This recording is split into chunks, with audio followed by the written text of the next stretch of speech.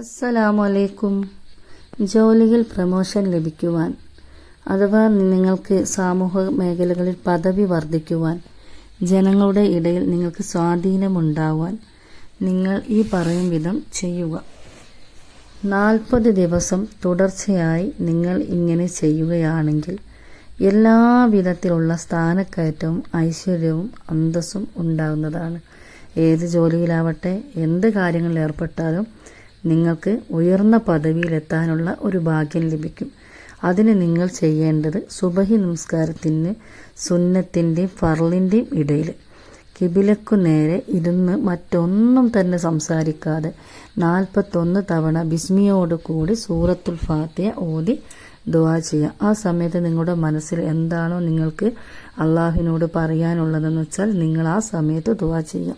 അതുപോലെ നല്ല സ്വാലിഹായ ഒരു കുഞ്ഞ് ജനിക്കാനാണെങ്കിലും നിങ്ങൾ ഇതേ കാര്യങ്ങൾ ചെയ്തിട്ട് നിങ്ങൾ അള്ളാഹുവിനോട് ദുആ ചെയ്യുക.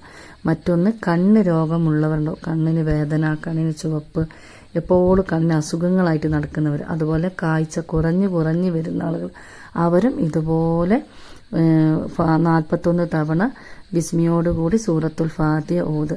ഓരോ ഫാത്തിഹ ഓതുമ്പോഴും കയ്യിൽ ഊതി കണ്ണിൽ ആ കൈ കൊണ്ട് ഇങ്ങനെ തടവി കൊടുക്കുക.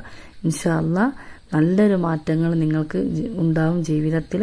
നിങ്ങൾ ഇത് ചെയ്യാൻ ശ്രമിക്കുക.